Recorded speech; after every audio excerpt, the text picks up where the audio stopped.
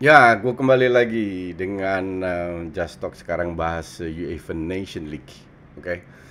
Berapa hari sebelumnya gue sudah posting bahwa Nation League ini sebenarnya nggak penting sama sekali karena jadwal terlalu padat, banyak pemain yang overload, sehingga pengaruhnya ke prestasi dan klub dan bahkan ke timnas. Oke, kita lihat terutama yang gue bahas cedera. Yang sueknya sekarang adalah klub yang 3 tahun terakhir nyaris nggak ada pemain cedera. Jangan kardus, oke? Yang gue maksud cedera adalah cedera panjang dan jangka lama, dan pemain starter, ya. Itu yang gue bahas. Karena pemain penting. Kalau pemain cadangan cedera, ada 10 pun nggak ngaruh.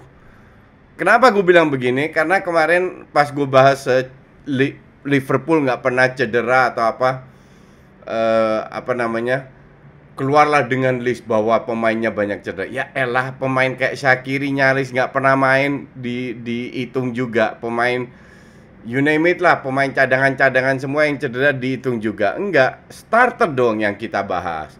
Starter, karena Liverpool ini kan selalu bermain dengan 11 starter, ya dong.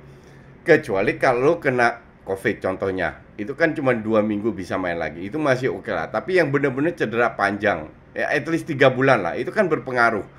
Contoh Alisson, oke, Champions League 2 tahun lalu dua tahun lalu itu Liverpool atau tahun lalu gagal gara-gara Adrian di extra time bikin blunder pas lawan ATM, udah unggul 2-0, semua under control, bikin blunder 2-1. Nah, akhirnya selesai, udah, ya. Hal-hal kayak gitu tuh sangat berpengaruh. Betapa buruknya Alisson, siapa namanya, Adrian pada saat Alisson cedera. Jadi bahwa Alisson nggak cedera itu beruntung banget sekarang.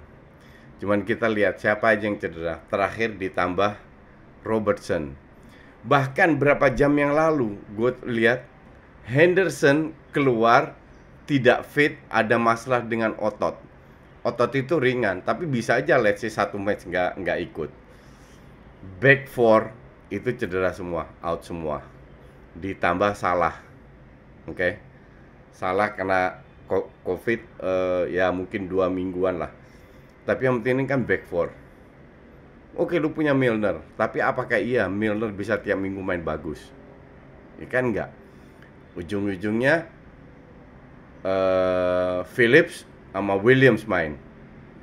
Di kiri ya gue nggak tahu si Mikas udah sembuh atau enggak. Kalau enggak ya mungkin Sepp van der Berg atau apa. Empat ini mungkin bisa bermain bagus 1 babak, 2 babak, 1 babak mungkin lebih, atau 1 pertandingan lah. Tapi lama-lama pasti mereka, karena memang nggak kompak, nggak bisa salahin mereka juga. Inilah gue bilang, tim yang benar-benar punya kedalaman squad bagus itu cuman Man City. Liverpool tidak. Kenapa Liverpool bisa menguasai? Karena mereka praktis selalu bermain dengan 11 pemain. 11 pemain. Klopp itu sebelum Diogo datang kan rata-rata merotasi lini tengah depan sekali-sekali lah. Firmino terutama yang sering jadi korban. Tapi pemain kayak Salah kan nggak pernah dirotasi. Jarang banget. Sekarang Salah nggak ada. Firmino lagi jelek. Terutama pemain belakang ini akan berpengaruh terhadap timnas juga. Timnas Inggris kemarin diobok-obok, ya. Banyak sekali pemain yang cedera. Sterling pun cedera. Gue nggak tahu lah, karena terlalu banyak sampai gue udah blur siapanya. Dan itu juga pemain timnas lainnya. Untuk gue sih agak aneh kalau kalau orang bilang ya timnas Inggris banyak cedera, mereka main lapis 2. Banyak timnas itu yang main lapis 2, banyak timnas yang mengalami cedera. Terutama ya salah satu Belanda. Nggak ada 4 center back Belanda. De Vrij, Ake, De Ligt, Van Dijk, 3 cedera. De Vrij doang. Ya. Jadi untuk gue bukan alasan bahwa mereka emang mainnya Inggris ya gitu. Biasa aja. Nggak lebih dari itu. Nah, inilah efeknya Nation League yang imbasnya ke IPL, yang ujung-ujungnya penurunan kualitas. Terbukti lagi apa yang gue bilang. Nah, sekarang kita lihat skor. Kita lihat hasil. Portugal 0-1 Prancis. Portugal itu yang main banyak pemain bintang loh. Ntar gue cek line up-nya ya. Nih, Joao Felix, Ronaldo, Bernardo Silva di depan. Ini value-nya berapa ratus juta dan berapa gol. Di belakangnya Bruno Fernandes. 2 DM William Carvalho Pereira. Oke. Kalau di back four-nya agak ada Ruben Dias, Cancelo bagus, tapi Fonte udah tuir lah. Ralf Guerreiro ya lumayan. Patricio oke lumayan. Kalah juga. Di samping luar kalah, berapa peluang yang mereka create? Kalau kita bicara big chance, nih gue cek. Big chance 1 doang Portugal. 2. Prancis 1. Shot 18. Ball possession 50-50. Dalam arti gak ada tim yang bener-bener tampil dominan. Kita cek lagi. Spanyol. Gue nonton Spanyol waktu lawan Belanda. Bagus dari sisi possession, timing sirkulasi bola cepat bagus. Tapi di depan tumpul juga. Seri juga lawan Belanda yang lagi terseok-seok ini. Hasilnya ini kok Burkina Faso sih 1-1. Oke. Terus Italia menang 2-0, Belanda menang 2-0, Denmark menang 2-1, Austria ya itu masih make sense lah. Rusia aja kalah lawan Turki. Hungaria Serbia 1-1. Bulgaria kalah lawan Finland. Moldova Gereja itu udah kebohong, nggak begitu penting.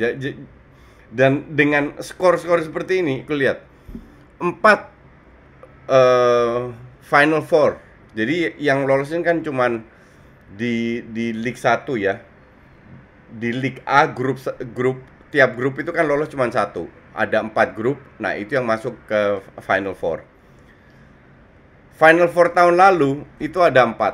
Portugal, Inggris, Swiss, Belanda. 3 udah pasti nggak masuk. Belanda doang. Itu pun kalau Italia draw lawan Bosnia, Belanda menang atau Poland menang. Nggak boleh draw juga. Belanda menang atau Poland menang, dia yang akan lolos. Ya. Ini, kenapa gue mau bahas ini? Karena ini refleksinya ke tahun depan. Refleksinya ke tahun depan. Dimana rencananya kan di 12-13 kota. Apalagi mereka begitu banyak main di beberapa kota. Disitulah kalau gue bilang tidak ada wacana untuk main di satu tempat ya, karena untuk menghindari COVID ini. Maka dari itu tidak ada satu timnas yang benar-benar dominan. Kalau orang tanya gue, siapa favorit gue? Kalau tanya favorit ya Belanda. Tapi kalau dibilang apakah Belanda bisa jadi juara? Enggak sama sekali. Fair aja. Inggris? Enggak. Jerman lagi? No. Jerman ini juga sangat tidak konsisten. Terus apa? Italia ini terlalu banyak pemain muda. Dan sistemnya ya so-so aja. Bangun serangan oke, karena mereka praktis bermain dengan 5. Kebetulan mereka punya Barella yang sangat penting dari sisi bertahan menyerang, bisa membantu serangan juga. Tapi dibilang sangat dominan, enggak. Italia juga seri lawan Bosnia di kandang. Lawan Poland juga seri, jadi nggak sehebat itu.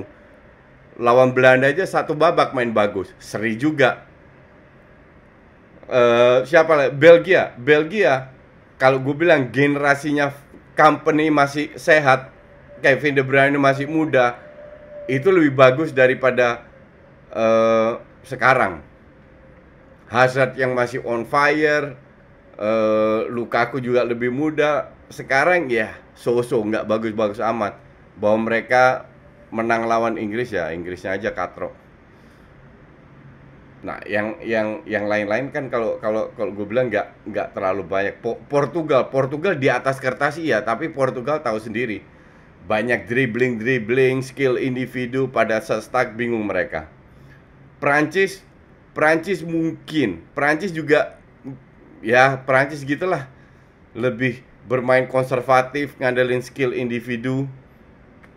Jadi untuk gue tidak ada satu tim yang benar-benar dominan di Piala Eropa. Bahkan di Nation League ini nanti mungkin ada kejutan-kejutan ya. Kita nggak tahu apa yang terjadi, masih hari Rabu masih main. Tar kita lihat. Cuman kalau kita lihat secara overall ya, dengan begitu banyak pemain cedera. By the way, baru berita masuk Southgate pun kena COVID ya, positif. Begitu banyak berita yang apa namanya beredar soal cedera-cedera ini hampir semua timnas kena, memperkecil,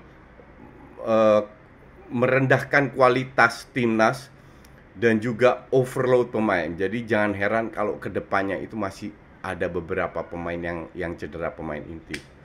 Tapi kita lihat lagi. Oke, see you next time. Thanks for watching.